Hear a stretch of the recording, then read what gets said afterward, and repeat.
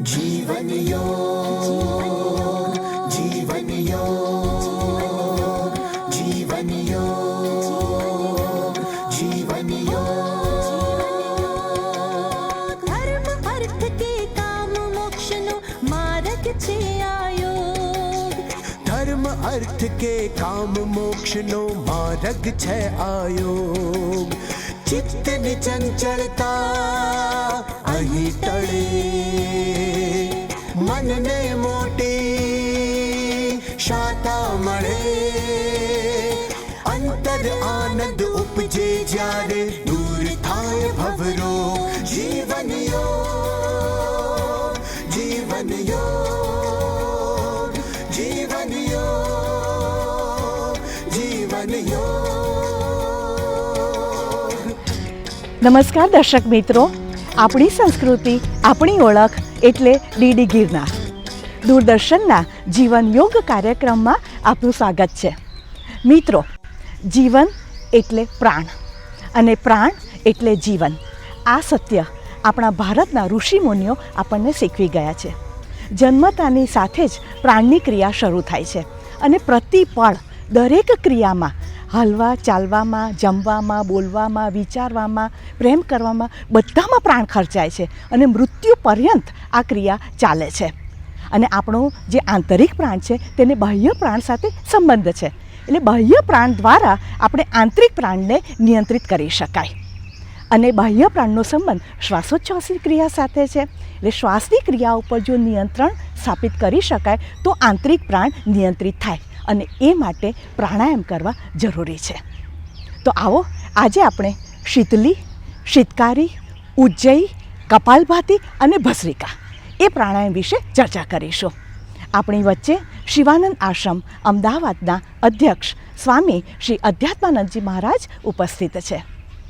સ્વામીજી પ્રણામ। નમો નારાયણ, આપનું સ્વાગત છે। ધન્યવાદ ભગવાન। સ્વામીજી, પ્રાણાયામના ઘણા પ્રકારો છે, જી, એની ક્રિયાવિધિ અલગ છે, એના લાભ પણ અલગ છે, જી, તો આજે સમય પણ અલગ છે, હા, દરેક ઋતુમાં અલગ અલગ અને એનો ક્રમ પણ નક્કી કરવામાં જી, આવ્યો જી, છે, કેવી જી। રીતે કયા પ્રાણાયામ પહેલા કરવા, કયા પછી પછી કરવા। કરવા।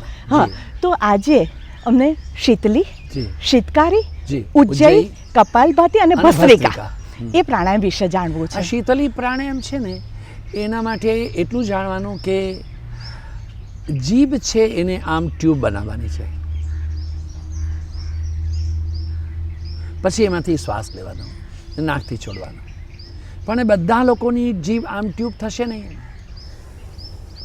કારણ કે it's a question of a genetic science. જે લોકોના માતા પિતા, દાદા દાદી, નાના કે નાની, આ 6 લોકોમાંથી કોઈને પણ જો જીભની ટ્યુબ ના થતી હોય અને એમનો જીન જો આપણા અંદર આવે તો આપણી જીભને આપણે ટ્યુબના જેવું ન કરી શકીએ। આ સંશોધન છે એ લુધિયાનાની પંજાબ એગ્રીકલ્ચર યુનિવર્સિટીના દિવંગત પ્રોફેસર ડૉક્ટર અક્ષય કુમાર ગુપ્તા, એ દુનિયાભરના ચૂંટી કાઢેલા 10 વૈજ્ઞાનિકો જેનેટિક સાયન્સના એમાંના એક હતા। એમણે 1000 પરિવારોમાં જઈ અને આનું સંશોધન કર્યું। હવે જેની જીભ છે આમ ના થાય તો પછી જીભને પાછળ આવી રીતે ટર્ન કરવી જોઈએ, શીતકારી, શીતલી અથવા તો શીતકારી। તો શીતલીથી શું થાય? જો અજગર છે ને એ પોતાની જગ્યાએ પડીને શ્વાસ લે, સર્પને, નાગને, અજગરની જાતિ છે ને વાયુ ભક્ષણ કરનારા જ કહેવાય છે। હવે જે અજગર શ્વાસ લે છે તે લેતાની સાથે નાનકડા જંગલી કુકડી હોય કે સસલા હોય, હરણના બચ્ચા હોય, ઓહો હો હો હો, મેં એક વનના કોઈ મોટા વિશદ જે એક્સપર્ટ્સ હોય એવા એક આપણા મિત્ર હતા, એનું પુસ્તક એમાં મેં વાંચ્યું। એ રણથંભોરના જંગલમાં રાત્રે એણે દેખ્યું કોઈ પશુ રડતું હોય, રાતે જીપમાં બેસીને એ લોકો ગયા, ભયંકર। એક ઝાડની ડાળી પર મોટો એક અજગર હતો ને એ નાના વાઘના બચ્ચાને ખાઈ ગયેલો હતો અને બચ્ચાનું માથું બહાર હતું ને શરીર અંદર હતું અને એ ડાળીમાં એમ વીંટળાઈને બચ્ચાને તોડતો હતો, એટલે બચ્ચું પીડાથી રડતું હતું. આ અજગર કરે ને ચાકરી, પંછી કરે ને કામ. અજગર છે આવું બધું ખાઈને પચાવી કેમ શકે છે? કારણ કે અજગરના મોઢામાં જે ક્ષમતા, ઓજસ છે, પ્રકૃતિએ આપણને પણ આપેલી છે. એનું નામ છે વેગસ નર્વ. જીભમાં પણ છે, પેટમાં પણ છે. જ્યારે આપણે શીતલી પ્રાણાયામ કરીએ ત્યારે આ વેગસ નર્વ એક્ટિવ થાય છે. વેગસ નર્વ એક્ટિવ થવાથી આપણે ઓછામાં ઓછો ખોરાક લઈ, ઓછામાં ઓછું પાણી પી, ઓછામાં ઓછી ઊંઘ કાઢીને વધારે સક્ષમ, ઉર્જાવાન એવું જીવન જીવી શકીએ છીએ. જ્યારે આપણે શીતલી અને શીતકારી પ્રાણાયામનો અભ્યાસ કરીએ, જો એને વહેલી સવારે કરવામાં આવે સૂર્ય ઉદયના પહેલાં, તો આપણા ગુરુદેવ શ્રી સ્વામી શિવાનંદજી મહારાજ એવું કહેતા, એની જીવની ઉપર સરસ્વતીનું આહવાન થાય છે.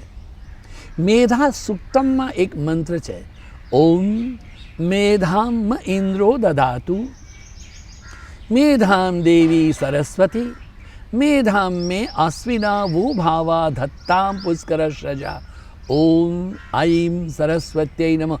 આ મંત્રની જે શક્તિની ક્ષમતા અને ઉર્જા છે, તે જો તમે સૂર્યોદયના પહેલાં શીતલી પ્રાણાયામ કરો તો તમને એનો લાભ થાય છે. મિત્રો, અમારી આંખો ખોલો, કમરને સીધી કરો, બંને હાથ ખોળામાં રાખવાના નહીં, હમણાં હાથને પગને લાંબા કરો અને પહેલાં તો પદ્માસનમાં બેસી જાઓ. જમણો પગ ડાબા સાથળ પર, ડાબો પગ જમણા સાથળ પર, બંને હાથ છે ને ખોળામાં રાખો, આંખો ખુલ્લી રાખો. આરંભમાં જીભની ટ્યુબ બનાવો અને જીભથી શ્વાસ લો. શ્વાસ લેતી વખતે આંખો ખુલ્લી રાખવાની. હવે આંખોને બંધ કરો. આરંભમાં શ્વાસ રોકવાનો નથી.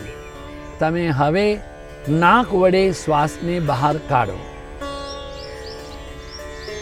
ત્યારે આંખો બંધ રાખો. ફરીથી આંખો ખોલો અને જીભની ટ્યુબ બનાવી અને શ્વાસ લો. જે મિત્રોને ચશ્મા હોય એ મિત્રોએ ચશ્મા કાઢીને શીતલી અથવા તો શીતકારી પ્રાણાયામ કરવા જોઈએ. શા માટે? એટલા માટે કે એ શ્વાસ જ્યારે આપણે લઈએ એની સાથે બીજા કોઈ જીવજંતુ ના આવે ને ઠંડી હવા આંખને લાગવાથી એનો પણ લાભ થાય છે. ધીરે ધીરે તમે શીતલી પ્રાણાયામ કરતા રહો. શીતલી પ્રાણાયામ જે છે મિત્રો, તેનાથી શું થાય છે? શિયાળામાં બહુ ઠંડી હોય, બરફ પડ્યો હોય, એવી અવસ્થામાં શીતલી પ્રાણાયામ કરવો નહીં. જે લોકોને બહુ કફ છે, બહુ શરદી છે, 12 મહિના ઉધરસ રહેતી હોય, જે લોકોને હંમેશા અંદર ફેફસાના એક કે કોઈ બીજા રોગ હોય, તો એમણે શીતલી પ્રાણાયામ કરવા નહીં. એમણે શીતકારી પ્રાણાયામ પણ કરવા નહીં. એમણે ઉજ્જયી કપાલભાતિને ભસ્ત્રિકા કરવાનો, જે આપણે વિરામ પછી જોઈશું. પરંતુ શીતલી પ્રાણાયામ નાની ઉંમરથી જ કરી શકો છો. જો તમે ધારો ને ઈચ્છો તો અહીં પણ તમારી જે આ 1:4:2:4 છે તે કરી શકાય છે.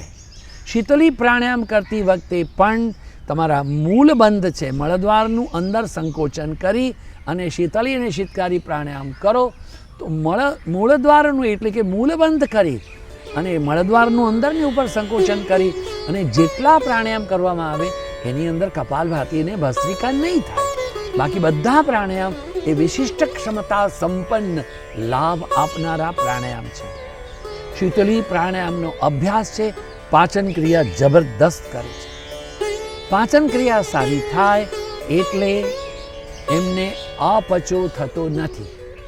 અપચો થતો નથી એટલે ગેસ નહીં થાય, ગેસ નહીં થાય તો કબજ નહીં થાય, અને કબજ નહીં થાય તો પછી રક્તની શુદ્ધિકરણ થશે.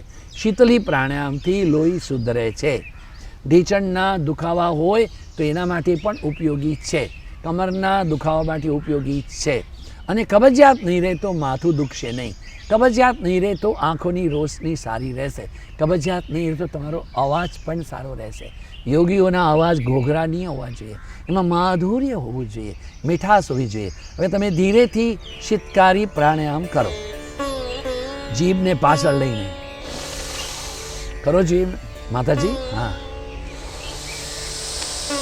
મોઢું બંધ નાકેથી શ્વાસ છોડવાનો. ફરીથી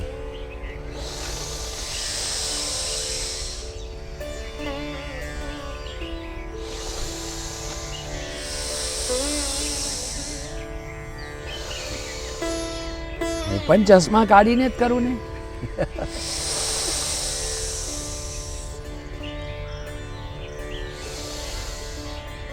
શીતલી હોય કે શીતકારી, તમે બંને કરતા રહો. શીતલી હોય કે શીતકારી હોય, પ્રાણાયામનો બહુ મોટો ગુણ છે. ખાલી પેટમાં એને કરો, સવારે, બપોરે કે સાંજે કરી શકાય, પરંતુ આવશ્યક છે કે જ્યારે પેટ હળવું હોય, ખાલી હોય ત્યારે કરવું. વધારે ગુણ એના વહેલી સવારે કરવાથી છે. ઉનાળામાં વિશેષ કરવું, જેથી બહુ તરસ નહીં લાગે. પાણી તો ખૂબ પીવું જોઈએ, એમાં કોઈ શંકા નથી.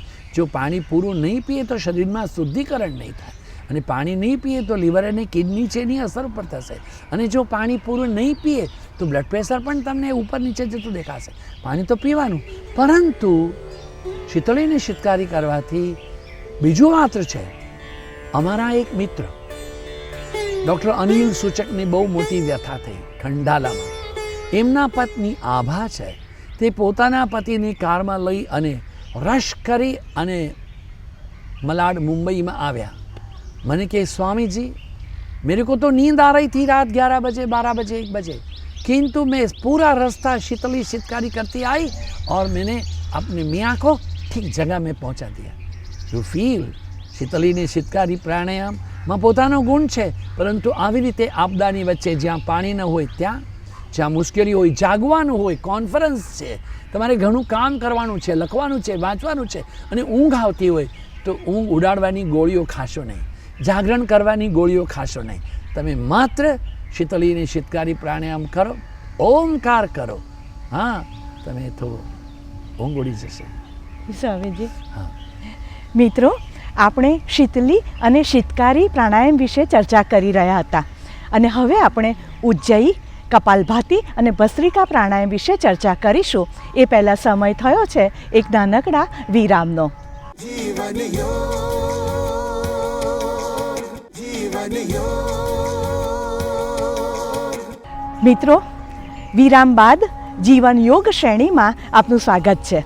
આપણે શીતલી અને શીતકારી પ્રાણાયામ વિશે ચર્ચા કરી રહ્યા હતા, અને હવે આપણે ઉજ્જયી, કપાલભાતિ અને ભસ્ત્રિકા પ્રાણાયામ વિશે ચર્ચા કરીશું.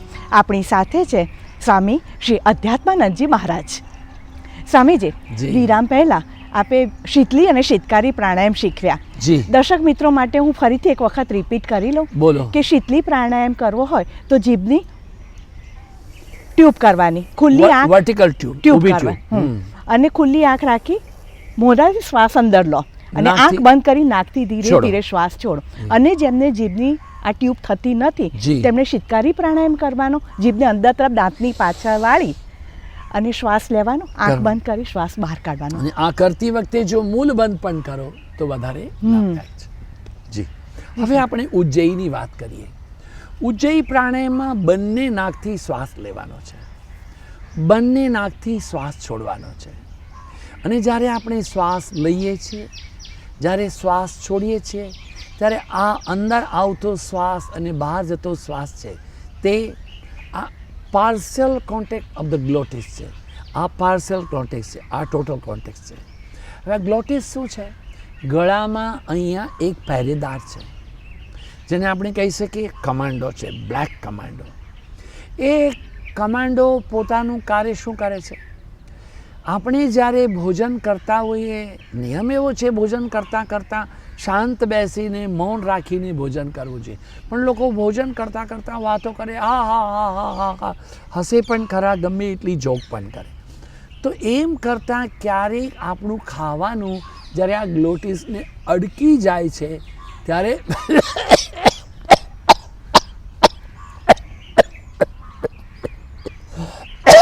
પાણી પાણી પાણી, હા, શું થયું ભાઈ?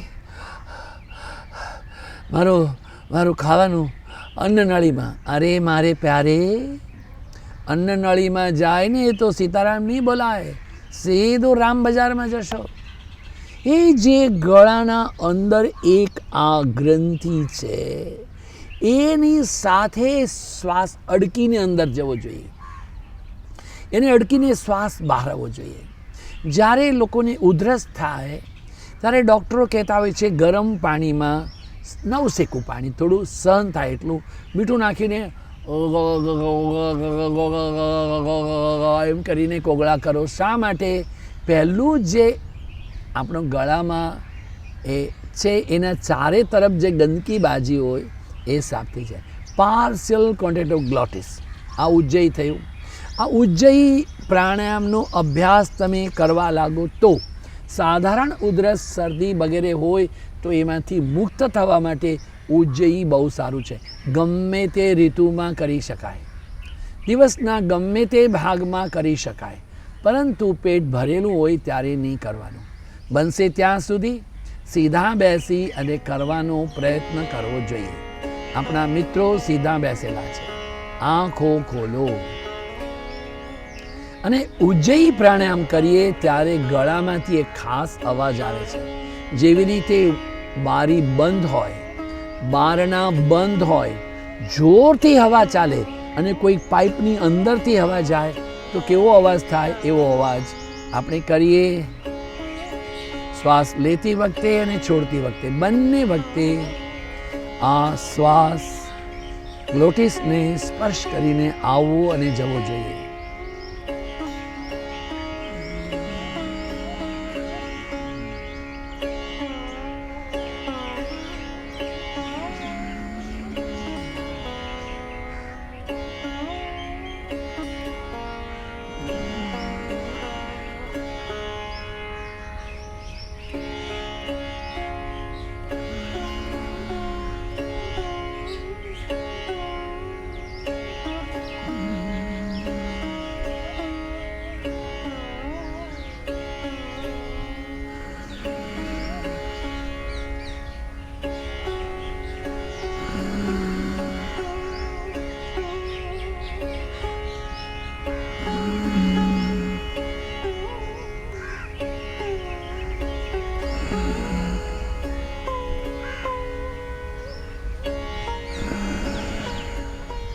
આ પહેલું ચરણ છે.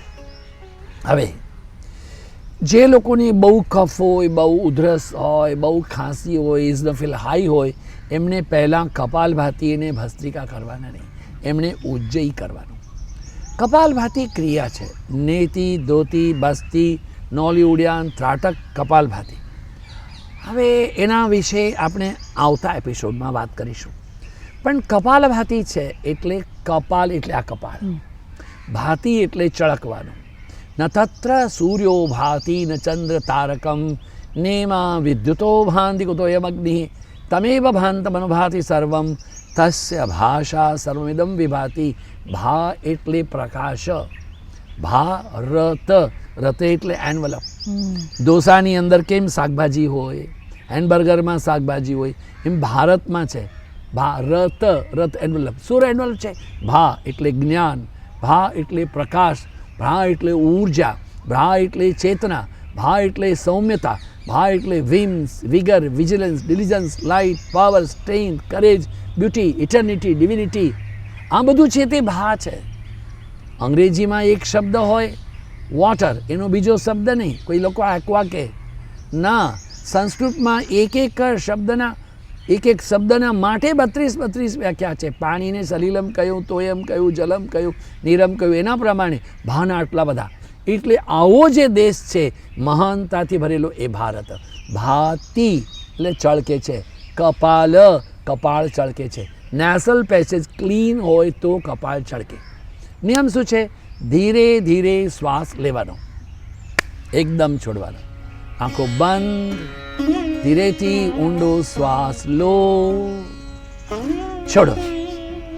ઊંડો શ્વાસ લો, છોડો. ઊંડો શ્વાસ લો, છોડો. સોહમ, સોહમ, સુહમ સુહમ. ધીરે ધીરે શ્વાસ લેવાનો, ધીરે ધીરે છોડવાનો. છોડી તારે પેટ બહાર આવશે.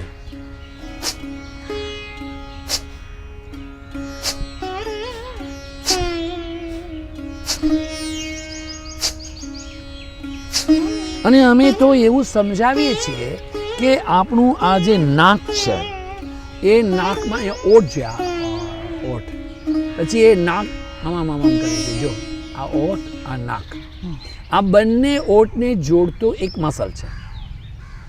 એ ઉપર નાકની જોડે જઈને ઉપર જાય. એનું નામ છે લેબેટલેબાઈ સુપિરિયરસ એલિક્વિન નેઝાઈ. લેટિન નામ છે લેબેટલેબાઈ. લિપ્સથી લિપ્સને જોડે સુપિરિયરસ.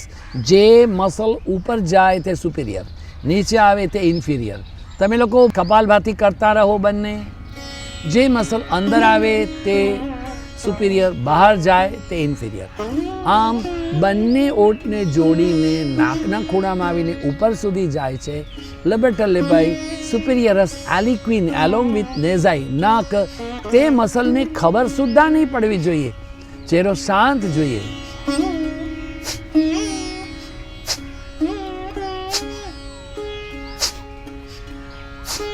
ખિસકોલો ના જેવું, અથવા તો ઝટકા મારીને આવું તેવું નહીં કરવું જોઈએ. ખભા નહીં ઉલાળવા જોઈએ. શાંત બેસો, સ્થિર બેસો ને કપાલભાતિ કરો. હવે કપાલભાતિમાં આપણે જે શ્વાસ લઈએ તે ધીરે ધીરે છે. છોડીએ. હવે સ્ટોપ કરો અને ભસ્ત્રિકા કરીએ. શ્વાસ લઈએ છીએ ને છોડીએ છીએ તે બંનેની ગતિ વધે છે. કપાલભાતિમાં ડાયાફ્રામ ઉપર આવતું હતું, જતું હતું. પેટની વ્યવસ્થા વધારે નહોતી. અહીંયા ભસ્ત્રિકામાં ડાયાફ્રામના સાથે પેટ પણ આગળ પાછળ જાય છે. નેસલ પેસેજ ક્લીન થાય, બ્રોન્ક્યુલ ટ્યુબ ક્લીન થાય. અહીંયા જે ફેફસા છે એની અંદર બધી ઘરને બંધ કરીને બહાર જાઓ તો 15 દિવસે બાવા ઝાડા થાય. ન બંધ કરો તો પણ થાય. એમ ફેફસામાં પણ થાય છે. ભસ્ત્રિકા પ્રાણાયામ એનો સુંદર જવાબ છે. આવો ભસ્ત્રિકા પ્રાણાયામ કરીએ. આરંભમાં 20-24 કાઉન્ટ કરવા, ધીરે ધીરે વધારીને 300 કરવા. પરંતુ જેને હાર્ટની પ્રોબ્લેમ હોય, જેને હાઈ બ્લડ પ્રેશર હોય, બહુ સિવિયર અસ્થમા હોય, એવા લોકોએ પહેલાં ઉજ્જયી કરવું, પછી થોડું સારું લાગે ત્યારે કપાલભાતિ કરવું, પછી ભસ્ત્રિકા કરવું. નહીં તો બાપ મરી જાઓ તો કહેશો yoga is no good, don't do like this. કારણ કે ઘી ખાવાનું સારું છે, મીઠા વગર તો ભોજનમાં સ્વાદ નથી. પણ જેને હાઈ બ્લડ પ્રેશર હોય તે બહુ ભજીયા ને મીઠું ને મસાલો ખાયા કરે તો દુઃખી થવાનો. હા, આપણે ભસ્ત્રિકા પ્રાણાયામ કરીએ. ચાલો, શ્વાસ લેવાનો ને છોડવાનો બંને ઝપાટા બંધ.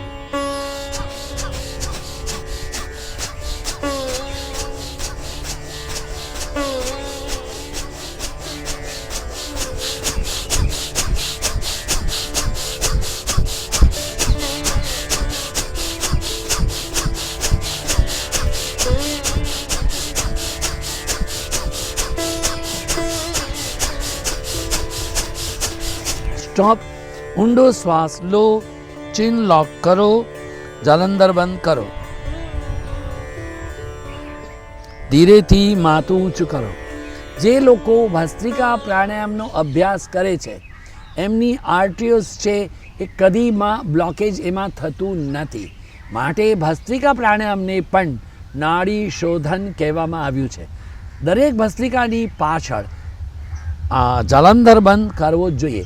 ફરીથી ભસ્ત્રિકા કરીએ. થોડા વધારે કાઉન્ટ કરીએ. Start please.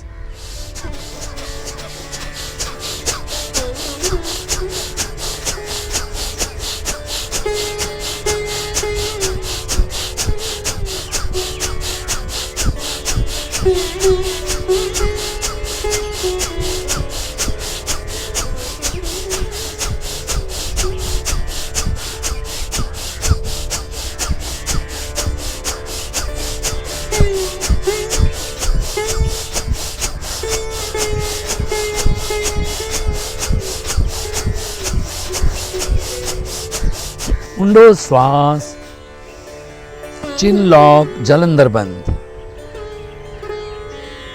ધીરે ધીરે ક્રમ વધારતા જવાનો. જે ઓબેસ છે, જેમની ચરબી ખૂબ વધેલી છે, જેમને હાર્ટની પ્રોબ્લેમ નથી, બ્લડ પ્રેશરની પ્રોબ્લેમ નથી, આ અસ્થમા વગેરે નથી, સવારે 300 કાઉન્ટ, એટલે પહેલાં 50 કર્યા પછી 75, 300 કાઉન્ટ સવારે 3 વખત કરો 900, બપોરે કરો, સાંજે કરો, અઠવાડિયામાં 4-5 કિલો વજન ઓછું થશે. નિયમથી કરતા રહો, શરીરનું મેદ ઓછું થશે, શ્વસન તંત્ર ખૂબ સારું રહેશે, ચહેરા પર પ્રસન્નતા રહેશે, શરીર હળવું રહેશે. એટલે ઉર્જા શક્તિ વધવા માટે પ્રાણાયામ એક શૃંખલા છે, જી સાહેબ. એક સ્ત્રોત છે, એક અમૃત કુંભ છે, એક ગૌમુખ ગંગોત્રી છે. મિત્રો, આપણા વેદ અને ઉપનિષદોમાં પ્રાણનો અનંત મહિમા ગાવામાં આવ્યો છે અને મનુસ્મૃતિમાં મનુ મહારાજે પ્રાણાયામ અંગે કહ્યું છે કે જેમ સુવર્ણ જેવી ધાતુઓને શુદ્ધ કરવા માટે અગ્નિમાં તપાવવામાં આવે છે તેથી તેનો મેલ નષ્ટ પામે છે, તેવી રીતે પ્રાણાયામની વિધિપૂર્વક ક્રિયા કરવાથી આપણા મન અને ઇન્દ્રિયોના દોષો દૂર થાય છે. તો મિત્રો, સ્વામીજી આટલું સરળ રીતે વૈજ્ઞાનિક ઢબે આપણને શીખવે છે અને ઘરે બેઠા આપણને શીખવા મળે છે, તો ચોક્કસ પ્રાણાયામનો અભ્યાસ કરજો, જીવન સાર્થક થઈ જશે. જીવન યોગ શ્રેણી જોતા રહેજો અને આપણા મિત્ર મંડળને પણ જરૂરથી જોવા માટે કહેજો. સ્વામીજી, દૂરદર્શન વતી હું આપનો ખૂબ આભાર માનું છું. દર્શક મિત્રો, આપને યોગ સંબંધી કોઈ પણ પ્રશ્ન હોય કે આપના પ્રતિભાવ વ્યક્ત કરવા માગતા હો તો ચોક્કસ પત્ર વ્યવહાર કરી શકો છો. અમારું સરનામું છે નિયામક શ્રી જીવન યોગ કાર્યક્રમ વિભાગ, દૂરદર્શન કેન્દ્ર, થલતેજ ટેકરા, અમદાવાદ 380054. जीवन झंझा सुख दुख ने फरता पाटा, गुलाब केरी गंध माणवा वागे छे वળી કાંટા. કેડી કંડારો અંતરની યોગની અલખ જગાવો, કેડી કંડારો અંતરની યોગની અલખ જગાવો.